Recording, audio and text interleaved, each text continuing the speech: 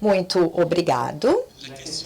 A questão da reforma da Igreja voltou à pauta no início do pontificado do Papa Francisco.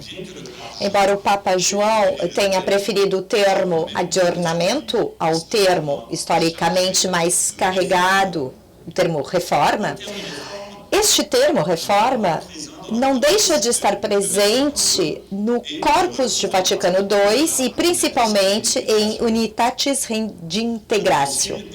O concílio, hesitando entre vários termos, reforma, renovação, revigoramento, restauração e restauração da liturgia ou ainda adornamento.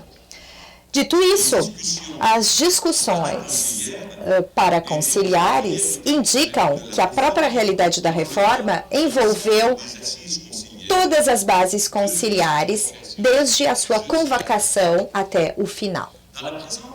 Na presente conferência, vou me interessar pela experiência conciliar para examinar como os padres chegaram a elaborar, a afirmar e a propor reformas. Ontem, principalmente com Christophe Theobald, vimos que durante o concílio os padres realizaram aprendizados.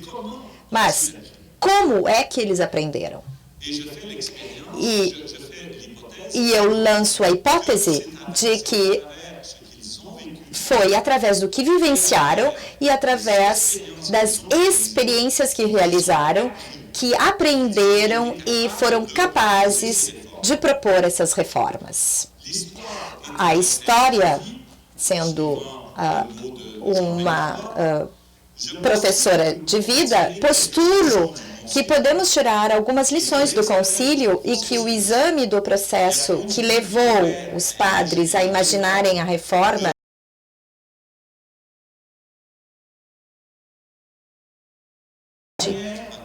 sobre o modo de elaborar reformas e chegar a afirmar, a propor novas reformas.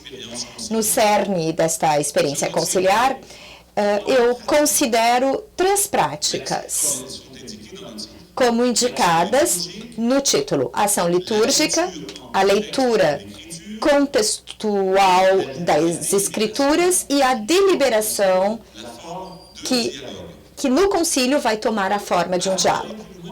Antes de avançar na minha conferência, devo primeiramente me explicar a respeito destas diferentes escolhas. Em primeiro lugar, a escolha de me interessar pela experiência conciliar, o que não acontece seguidamente. Considerou-se, ora, o concílio reduzindo-o aos seus textos, ora, pensando o concílio a partir do Espírito Vaticano II, às vezes também através da categoria de acontecimento, mas é também importante observar o concílio como experiência. Quero destacar, em primeiro lugar, uma consideração do teólogo Hermann Josef Pottmeyer, que chamou minha atenção pelo seguinte: refletindo na recepção da Eclesiologia de Vaticano II, observou de forma pertinente, citando: uma prática e uma experiência da comunhão são necessárias para que uma eclesiologia correspondente possa se desenvolver e seja aceita. A formação da eclesiologia comunhão no seio do acontecimento conciliar é um exemplo excelente para a união íntima entre a prática e a experiência da comunhão, por um lado, e a reflexão teórica sobre ela e sua formulação, por outro lado. Fim de citação.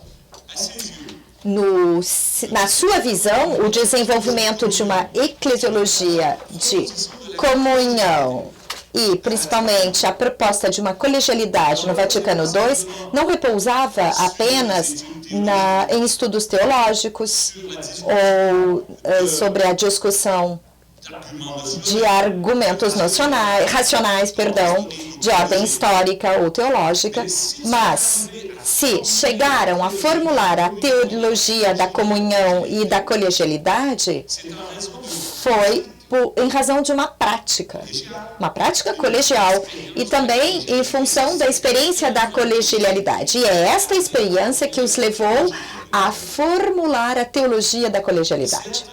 Por certo, os trabalhos dos teólogos foram úteis, mas a experiência e a prática dentro do acontecimento conciliar não deixou de ser também útil. Depois de ler essas linhas de Petmeyer, eu não parei já, nos últimos 30 anos, eu não parei de me interessar e de prestar atenção na prática, na experiência conciliar, mesmo que o acesso à experiência não seja uma coisa fácil de imediato. O concílio como acontecimento possibilita a realização de uma experiência. A experiência é aquilo que produz nos padres o fato de estarem reunidos juntos, de sentirem a diferença de horizontes culturais, discutindo, etc. Para ilustrar isso, eu vou me contentar aqui em fazer uma única citação que eu tomo emprestado ao Monsenhor Garrona, o bispo de Toulouse, para quem o Vaticano II lhe permite realizar uma experiência, ou seja, sentir a universalidade e a catolicidade da Igreja. Vou citá-lo. Cito Garrona numa entrevista. A Igreja faz hoje o que poderíamos chamar de experiência física de sua universalidade. Até aqui, acreditamos nisso, nós a proclamávamos no credo. Doravante, por causas múltiplas, nós a realizamos sensivelmente. Povos longínquos, que para nós eram apenas nomes no mapa, uma expressão de nossa memória, vão tomar um rosto e se tornam muito próximos. Era um país e agora são homens. Compreendemos de forma repentina o que isso quer dizer, que o Cristo é Rei do Universo e esse universo está aí, sob os nossos olhos. Mas, ao mesmo tempo, a Igreja avalia com certo estupor os limites efetivos desse reino. Haiti, Goa, Katanga, Kuwait, não são apenas simples ideias, são homens para quem Cristo morreu. Garrona, como vocês veem, faz aqui a experiência da catolicidade da Igreja. À luz deste caso singular, podemos dizer que para os padres conciliares, a experiência é fruto de sua participação no concílio, do que acontece a eles durante o concílio. Encontros, debates sobre a liturgia, etc. Desculpem-me, ele retoma, reencontros, debates e liturgia. Esta participação no Vaticano II os transforma, fazendo deles, de certa maneira, homens novos. No final da primeira sessão, refletindo sobre o debate sobre o De Fontibus Revelationis, Joseph Ratzinger, depois de ter observado que o esquema que foi submetido à discussão dos padres era, cito, totalmente marcado pelo estado de espírito antimodernista que se expressou na virada do século passado. Ele observa, citando ainda, que os padres foram marcados por esta postura antimodernista. E isso os inclinava essencialmente a uma teologia das negações e dos interditos. E aí ele conclui. Ele diz que eles tinham sido formados por esse espírito antimodernista que estava previsto no esquema. Como pode acontecer que eles não aceitem o esquema?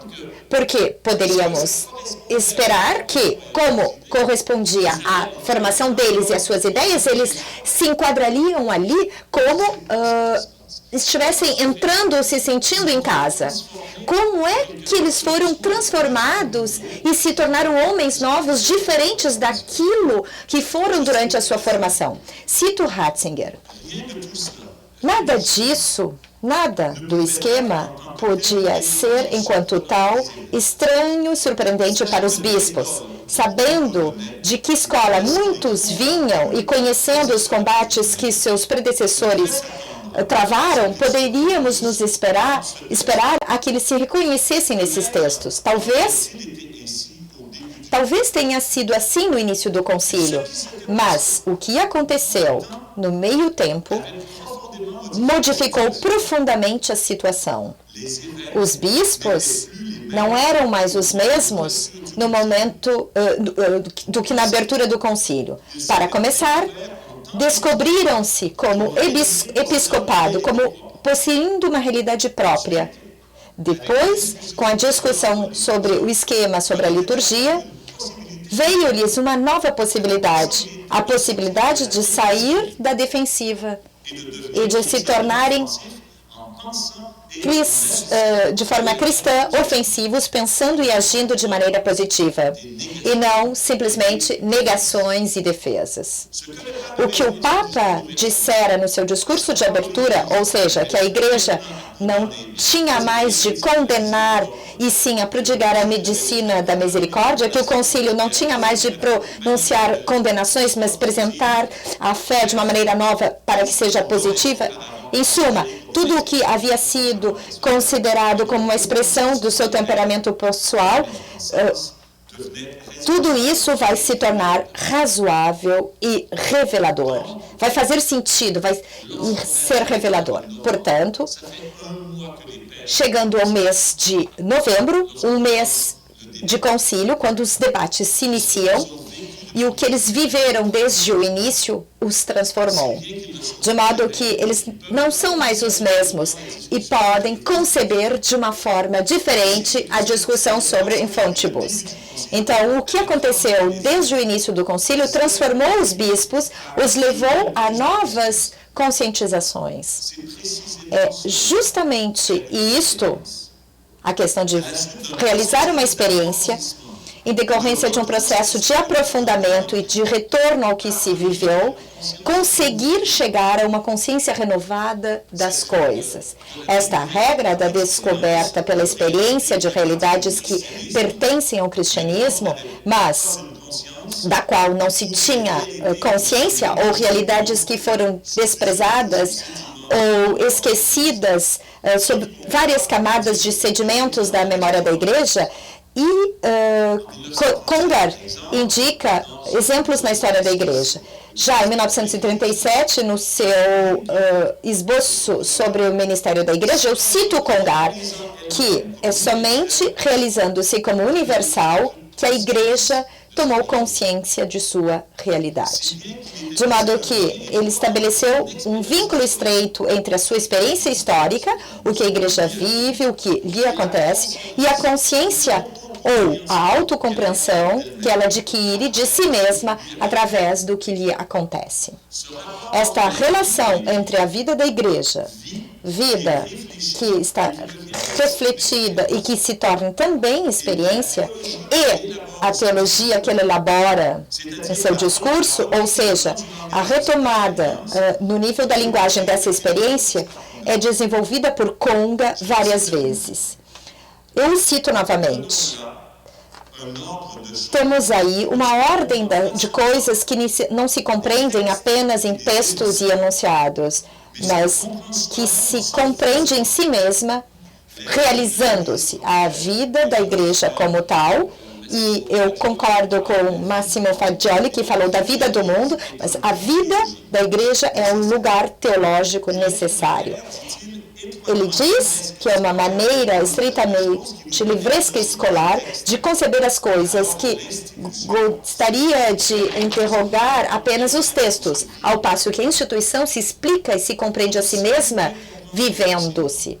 Então, para compreender o concílio, e se vocês buscarem apenas os textos sem jamais interrogar a experiência, vai haver algo que vocês não entenderão.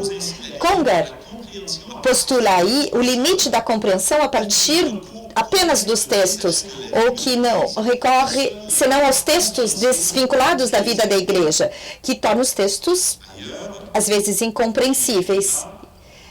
Em outra ocasião, ele escreve que é preciso justificar, mostrando que a natureza das coisas quer assim, que a realidade da igreja vai além da consciência que se tem dela, as expressões que damos a ela, ou até mesmo as expressões inspiradas. Que as coisas fazem realmente parte da igreja e que às vezes não estão nos textos, ou pelo menos que não vimos, que não pensamos encontrar nos textos. É preciso mostrar que não é tanto o texto que explica a realidade da igreja, que é essa realidade mesma que esclarece e faz compreender os textos, que assim a vida da igreja consegue nos fazer entrar na revelação de seu mistério. E é por isso que, na minha opinião, Vaticano II, se quisermos fazer a sua hermenêutica, precisamos tanto trabalhar nos textos, quanto sobre a vida conciliar e a experiência. Vou prosseguir com Congar. O que é certo, de acordo com todos os nossos textos, é que a igreja primitiva ele reflete a partir dos Atos dos Apóstolos e principalmente como Pedro descobre que a igreja deve ser universal e não simplesmente reduzida aos judeus. E ele continua, a igreja primitiva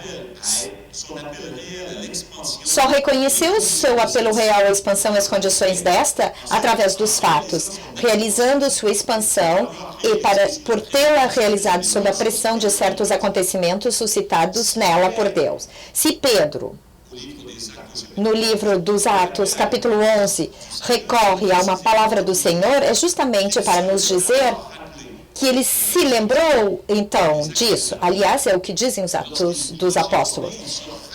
Eles se lembram de uma palavra do Senhor. Nós diríamos que é aí que ele a entendeu. E nós não estaríamos aí tão distantes da verdade. Porque nesta descoberta progressiva que a igreja faz da sua lei interna, vivendo-a, são ainda os fatos e a vida que fazem entender a posteriori o sentido e o verdadeiro alcance das experiências anteriores. Se acompanharmos o raciocínio de Congar, realidades ou verdades que pertencem realmente à tradição cristã e que permanecem latentes, veladas ou potenciais, não se atualizam e não se tornam efetivas a não ser a partir de uma experiência particular que as desperta. É aí que a igreja ou as pessoas tomam plena posse dessas verdades que não foram plenamente descobertas ou que tinham permanecido adormecidas. E é aí que chegam os padres conciliares. Havia verdades potenciais escondidas, mas a experiência conciliar vai despertá-las. E a experiência vai tematizar posteriormente essas ideias. Essa experiência que contribui para a descoberta ou para a conscientização dessas verdades latentes e potenciais vai encontrar depois uma forma de expressão num discurso, no ensino, numa teologia. Aplicando-se ao Concílio Vaticano II, diríamos que a realidade ou a vida conciliar, aquilo que aconteceu no concílio e que levou os padres a realizar uma experiência, está em estreita relação com a eclesiologia. A eclesiologia, que em suma é a experiência levada ao discurso, com a eclesiologia que é desenvolvida nos textos conciliares ou a autocompreensão que a igreja faz de si mesma nos ensinamentos elaborados pelo concílio. A experiência realizada pelos padres conciliares, como indica novamente Ratzinger, tornava-as disponíveis e aptas a apresentar reformas e pensar as coisas em termos diferentes daqueles que haviam sido conhecidos no momento de sua formação. A experiência de renovação da igreja expressou-se num discurso sobre o revigoramento ou mesmo a reforma da igreja. O teólogo alemão volta a essa ideia da transformação dos padres conciliares no final de seu exame da terceira sessão. E eu vou citar novamente Ratzinger. tenho as referências que são legítimas e fiáveis para dar a vocês. Vou ler Ratzinger. Aquele que viveu os 3 períodos até aqui transcorridos do concílio e que os compara, deverá admitir que o episcopado, ano após ano, consideravelmente abriu-se. Que mudança! Que mudança entre os combates ainda tímidos do início, em que alguns tinham de trazer consigo todo um grupo que hesitava, e a grande abertura de espírito do ano de 64, ou na luta comum pela verdade, usavam-se formulações que ainda eram impensadas 5 anos antes. O episcopado do mundo inteiro ficou surpreendido em toda a sua amplitude por esse movimento. Essa nova partida espiritual que o episcopado realizou publicamente na igreja, ou melhor, que propôs como caráter público da igreja, constitui para o presente concílio o grande acontecimento, ele fala do concílio como acontecimento, sobre o qual não podemos mais voltar atrás. Este acontecimento, em muitos aspectos, é ainda mais importante do que os textos aprovados. Textos estes que só podem capturar uma parte daquilo que despertou como vida nova pelo encontro interno que aconteceu na igreja graças ao concílio.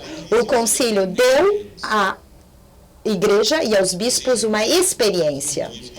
Vocês vão ver eu repetir isso, porque a minha conclusão é: qual experiência devemos realizar na igreja se queremos avançar nas reformas? Eu vou voltar a isso, mas depois de fazer todo um desvio.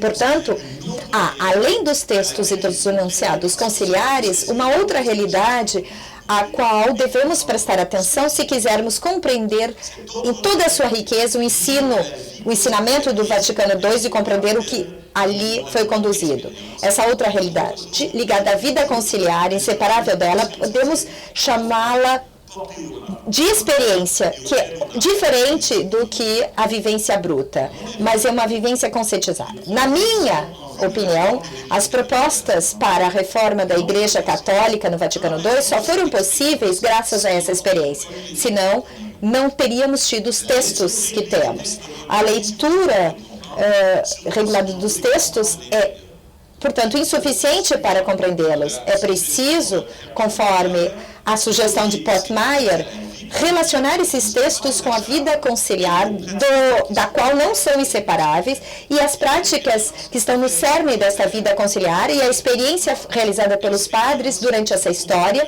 uma experiência que leva a uma conscientização e que depois é levada aos discursos nos ensinamentos do concílio.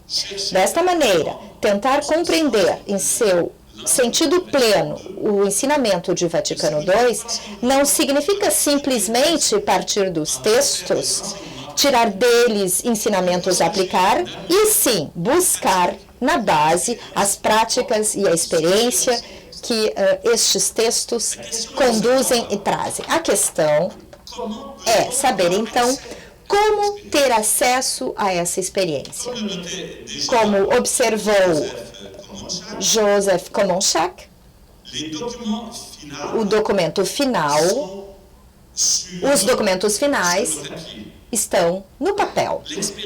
A experiência hoje pertence ao passado e deve ser reconstruída por um trabalho paciente e crítico dos historiadores. E ele acrescenta que a experiência não existe mais, a não ser de uma forma incerta, em um número cada vez mais restrito de memória personale. Além disso, esse recurso à vida conciliar, a experiência dos participantes no concílio parece arriscado para os teólogos e para os familiares dos textos oficiais.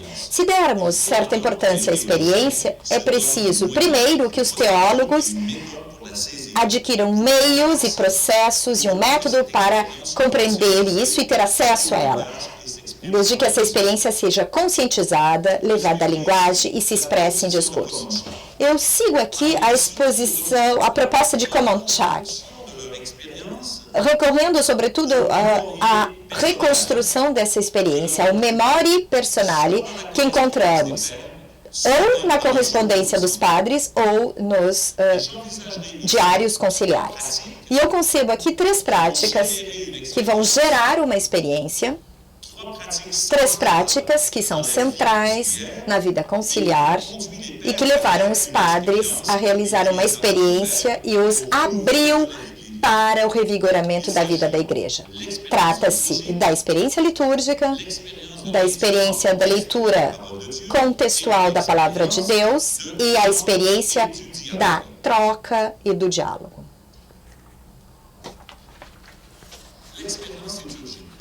Vamos à experiência litúrgica. Sabemos que o concílio é uma celebração. A liturgia ocupa aí um lugar importante. De fato, ela antecede todas as outras ocupações conciliares. Ela abre o concílio e cada uma de suas sessões, como também as conclui. E todas as manhãs, então, ela antecede o início dos trabalhos. Examinarei aqui, a partir de alguns diários conciliares, e vou me limitar à primeira sessão. Este diário conciliar dos padres, de especialistas, de observadores ou de jornalistas. Vou me ater a 2 experiências principais que eles realizam através dessas liturgias repetidas todos os dias. A experiência da participação ativa ou da não participação. E a experiência da catolicidade. Estas 2 experiências são facilmente extraídas dos diários conciliares. Primeiro, a experiência da participação ativa. Isto é escrito muitas vezes pelos participantes, desde o início até o fechamento da última sessão. Começo com o depoimento de Congar no seu diário de 11 de outubro de 62. Ele escreve o seguinte: a missa começa, cantada exclusivamente pela Sixtina, alguns trechos de Gregoriano e da Polifonia. O movimento litúrgico não penetrou na Cúria Romana. Esta imensa assembleia não diz nada, não canta nada. E ele continua.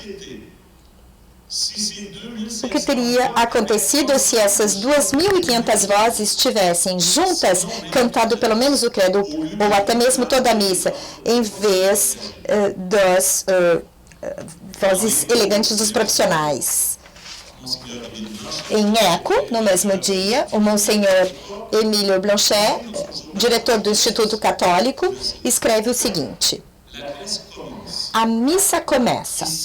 Aqui há lamentações que compartilham, como ele disse, meus colegas franceses. Depois, é dado muito espaço aos cantos da Sixtina.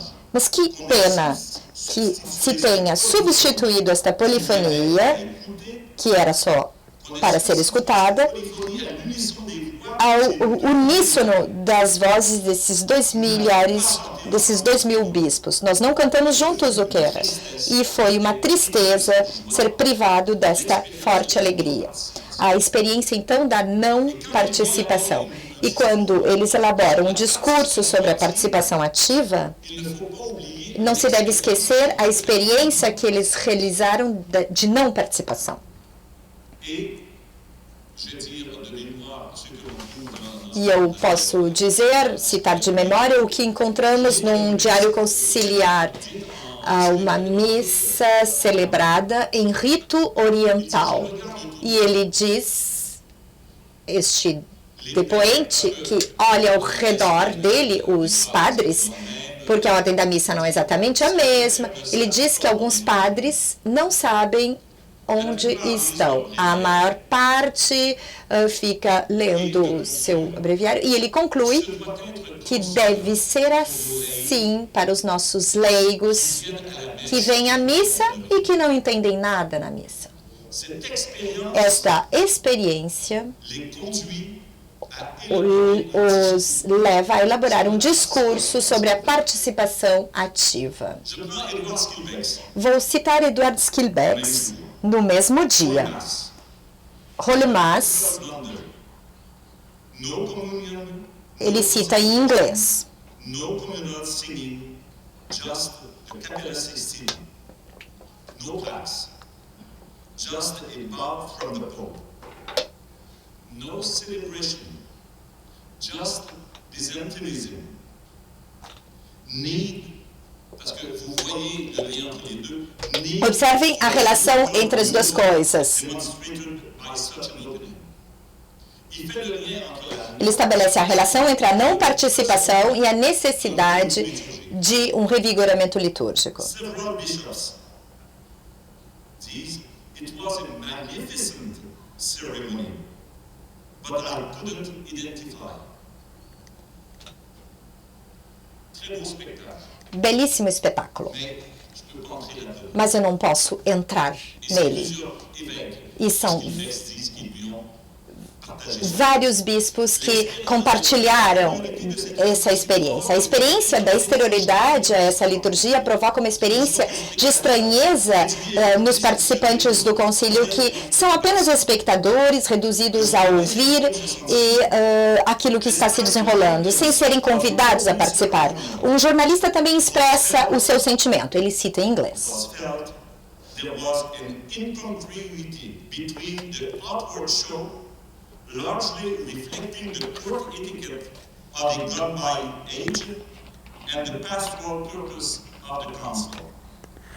Some fathers regretted in particular that they were mere passive auditors of a polyphonic symphony, magnificently chanted as this was, instead of being allowed to join the celebrant in a mass that would have given better expression to the corporate feeling of the assembly.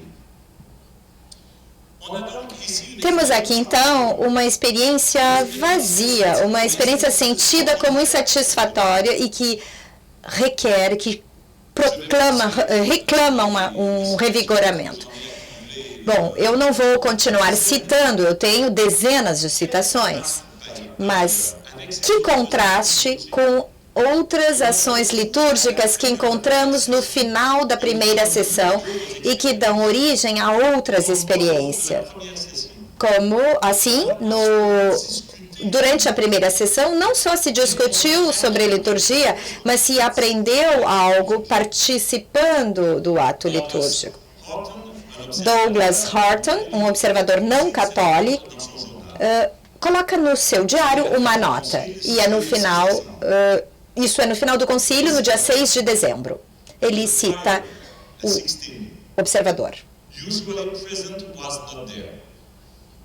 Its place was taken by students of the Pontifical Athenaeum of St. Anselmo in Rome, who led the council fathers in singing the responses to familiar Gregorian chants. Though this way not have been as beautiful, c'est pas aussi beau que la Sixtine.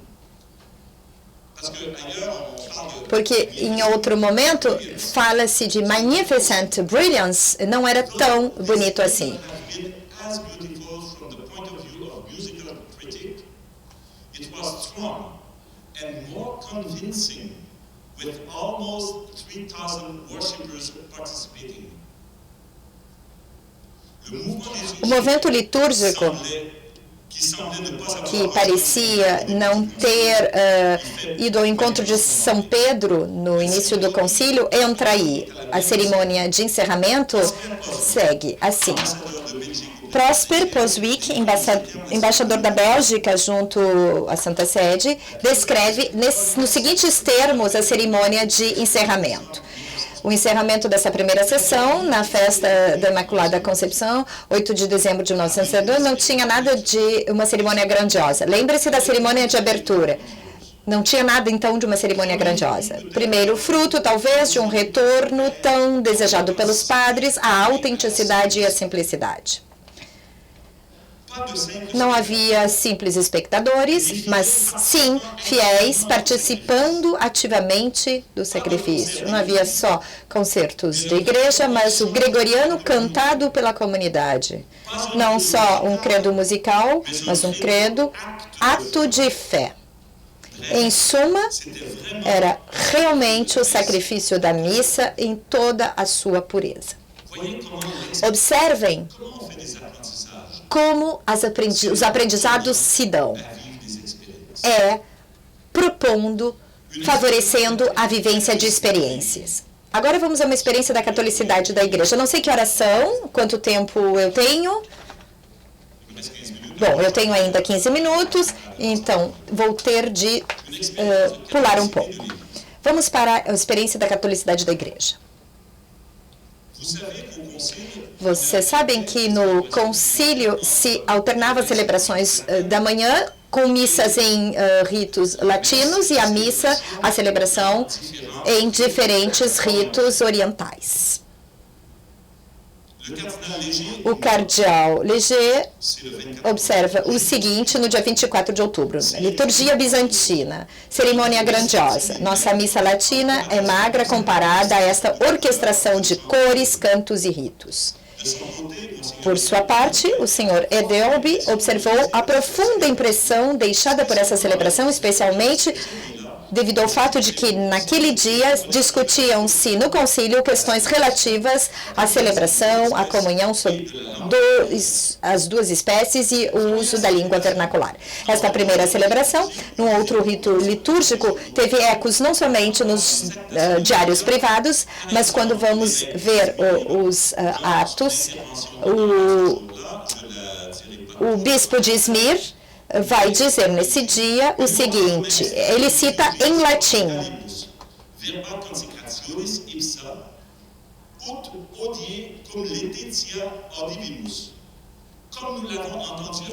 Como ouvimos com alegria hoje. Eles expressam na língua vernacular até mesmo as palavras da consagração. E esta experiência que abre para eles possibilidades.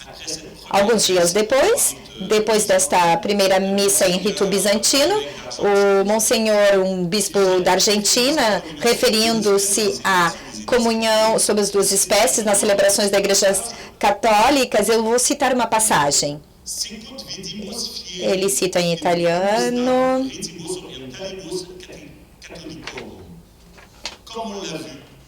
Como vimos, isso permite pensar as coisas de outra maneira do que é vivido.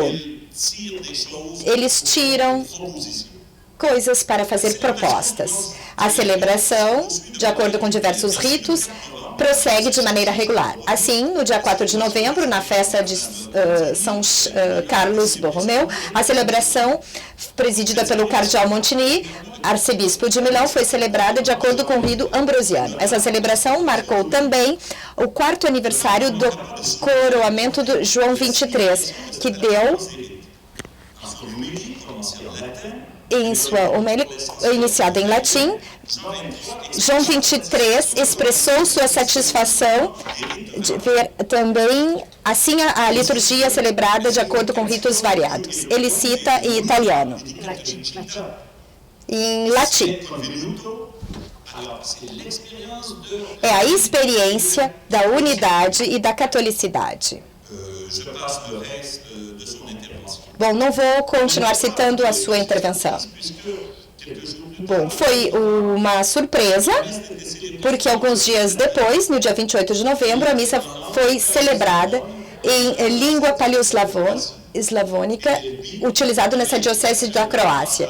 E uma longa passagem foi feita sobre os padres conciliares. Assim, ao contrário de temores expressados pelos bispos no debate em Nola e Delbivadir, pelos fanáticos da liturgia em latim, ele diz que a unidade da igreja não foi posta em perigo por essa celebração. E os próprios dogmas não correram nenhum risco.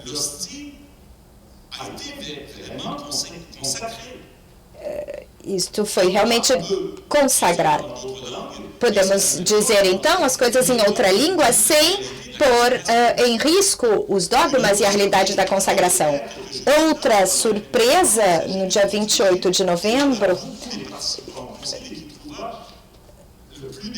encontrou maior eco nos seus diários. Uma Eucaristia celebrada de acordo com o rito etíopio. A estranheza do rito não deixou de tornar alguns perplexos. É o caso do Senhor, que cito, missa etíopia, estranheza para nós, volta antes da missa em torno do hotel. Eu penso num rito mágico para expulsar os espíritos maus. A mesma perplexidade em Congar, embora ele concorde que essa liturgia pudesse ser adaptada aos africanos. Eu o cito, missa etíopia, hora cheia. Braços e mãos estranhos. Tenho mal-estar, mas eu gosto da entronização do Evangelho com aplausos. Evidentemente, os negros devem se encontrar perfeitamente nisso. O eco de um jornalista que destaca o fato de que o diário, o jornal nos Estados Unidos de Nova York, Journal American, coloca isso na capa. Não vou citar tudo. Quando o livro dos Evangelhos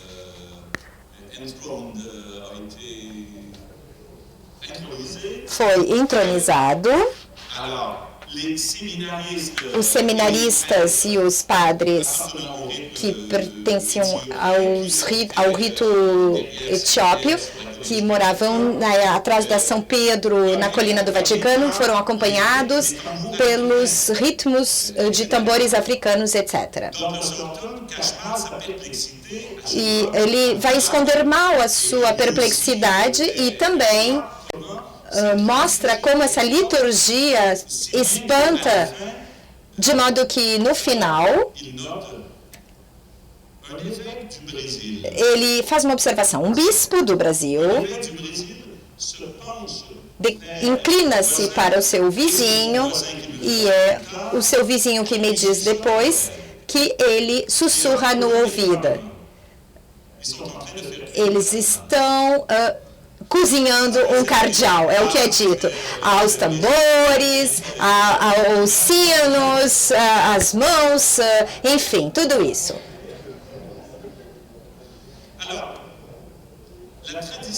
A tradição de uma alternância entre o rito latino e os outros ritos continua.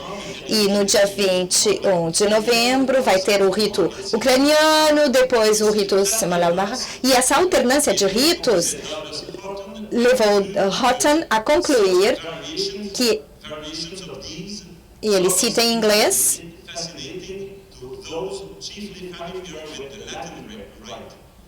must cause some of them to wonder if the inflation of the Latin rite, day after day, week after week, might not be brightened with modification now and then. Isso os levou. Isso os levou a refletir essa alternância. Será que o rito latino não deveria também sofrer modificações? E observem como se aprende aí a pensar de outra maneira, mas através da experiência. Eu quero concluir essa primeira parte com 3 observações. A primeira vai ampliar o debate. O concílio afirmou que a liturgia é a maior manifestação da igreja. Através dela, a igreja se expressa mostrando o que é. E ela é portadora, então, de uma eclesiologia. E essa liturgia mostra uma concepção que se tem da igreja, não somente da compreensão da sua unidade e da sua catolicidade, mas também da compreensão da participação de todos na vida desse corpo e da compreensão que se tinha da relação entre a igreja e a cultura, a igreja e o mundo. Através dessas liturgias, a igreja mostra outro aspecto de si mesma, ou seja, a sua maneira de compreender o seu status no mundo.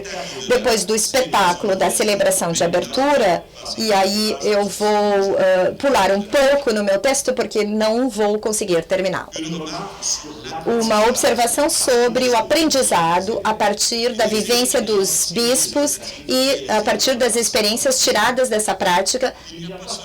Não há somente evolução nas práticas litúrgicas, mas também há um refinamento da consciência dos padres e dos especialistas que foram tocados por essa prática. São homens que evoluem ao ritmo do concílio, que se tornam diferentes graças a essas experiências. Em outras palavras, não se pode desconectar os ensinamentos do Vaticano II das experiências vivenciadas pelos padres durante o concílio. Eu vou passar a segunda experiência. Bom, eu vou ter de me resumir aqui ao máximo. A segunda experiência é a da escuta em contextual da palavra de Deus. Na cerimônia de abertura, Congar lamentou pelo pouco espaço reservado à palavra de Deus nessa cerimônia. Durante a primeira sessão, não é raro, no entanto, que a entronização do livro da palavra seja destacado nos diários conciliares, mas não vou falar sobre isso. É interessante ouvir o ponto de vista de um observador não católico, Karl Barth, que observa as coisas de longe, uma vez que não pôde participar ou estar presente no concílio. Este, mesmo estando longe, está feliz por constatar, e eu cito, que o velho livro dos evangelhos abriu uma evidência no centro do olhar dos bispos e dos observadores em assembleia em São Pedro, na abertura do concílio, e mais que um acessório de cena e um ornamento litúrgico. De fato, ele acrescenta que é preciso ver na decisão de Angelo Roncalli de convocar um concílio, seu discurso inaugural, que reuniu os padres conciliares, ver aí uma expressão, citando, deste elan para uma renovação ligada justamente em torno do Evangelho. O Evangelho no centro, mas contextualizado. Então, toda essa referência hoje não é somente o Evangelho in abstracto, mas o Evangelho hoje. A prática de releitura contextual das Escrituras pode menos facilmente ser documentada, mas se impõe como método no momento da redação de Gaudium Spes, principalmente a partir da terceira sessão. Os padres e os especialistas são então levados a discernir os sinais dos tempos e a aclará-los à luz do Evangelho. Em suma, modificando-a um pouco e fazendo evoluir, Vaticano II assume o método da ação católica que comportava duas ferramentas principais: o Caderno dos Fatos e o Livro dos Evangelhos, e uma abordagem ver, julgar, agir. Não há apenas aí uma mudança de tema ou a introdução de novos termos, e sim uma mudança de método através da leitura contextual dos evangelhos. Bom, dialogar, quanto ao dialogar, Yves Congar retomou várias vezes o que ele chama de o fato concílio. Na sua visão, a convocação do Concílio Vaticano II e sua realização eram determinantes, uma vez que isso se constituía, de acordo com a eclesiologia que se desenvolveu no século XIX, o primeiro ensinamento sobre a conciliaridade da Igreja. Há um primeiro ensinamento no fato do concílio, e isso desenvolve uma eclesiologia sobre a colegialidade e a comunhão das igrejas. O fato concílio, por si só, inverteu a opinião teológica amplamente compartilhada no catolicismo e desenvolvida por Joseph de Maistre e amplamente difundida de acordo com o Concílio Ecumênico. Para Congar, o fato conciliar ou a vida conciliar, seja qual for a sua forma de expressão, embasa essa teologia da conciliaridade profunda da Igreja, que lhe pertence como uma dimensão constitutiva e que pertence na própria natureza da Igreja.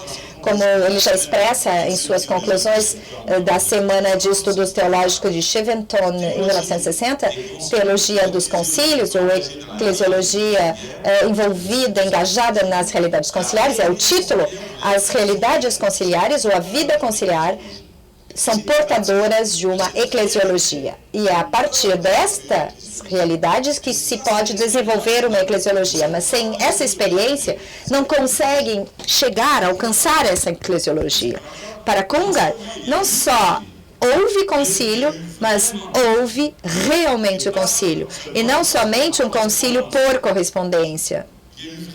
Houve realmente concílio com tudo que pressupõe um encontro, a presença em assembleia, as trocas. Ele diz, os padres se expressaram em plena liberdade, mas ele acrescenta que, ao contrário do concílio mantido por escrito, como eram chamadas as consultas por escrito de todos os bispos feitos por Pio IX ou Pio XII, antes da dogmatização da Imaculada Concepção ou da Assunção, em que cada um respondia do seu próprio escritório, sem discutir, sem conversar com os outros, sem receber outras intervenções. Mas, na Assembleia, há uma comunicação de ideias e convicções. Isso muda as pessoas. Ele retomou as palavras de um bispo dos Estados Unidos. E é interessante o que esse bispo diz. Eu o cito. Através do contato estreito entre bispos, a experiência limitada de um indivíduo se torna a experiência de toda a igreja. E, ao mesmo tempo, a experiência do indivíduo se modifica. Enquanto, ao passo que, respondendo a partir do seu escritório, o indivíduo não aprendia nada, os padres do concílio aprenderam, por exemplo, em colegialidade e em ecumenismo. Graças às trocas e às discussões pró e contra, as conclusões podem alcançar uma maior plenitude. Fim de citação. O concílio oferece, portanto, uma prática de trocas, diálogos, confrontos de pontos de vista, não somente durante os debates em aula ou do trabalho em comissão, mas também em grupos extra-aula, sem desprezar as conferências episcopais e no registro do informal. O dinamismo da Assembleia possibilita a esta e àqueles que a compõem, como mostra a história de Vaticano II, ter acesso a uma consciência, como propõe o título do segundo volume da História de Vaticano II, a formação da consciência conciliar. E seria interessante citar muito esse volume, mas eu prefiro citar aqui uma passagem de Schillenbeck que está em consonância com as páginas de Ratzinger. O que muitos bispos tinham timidamente,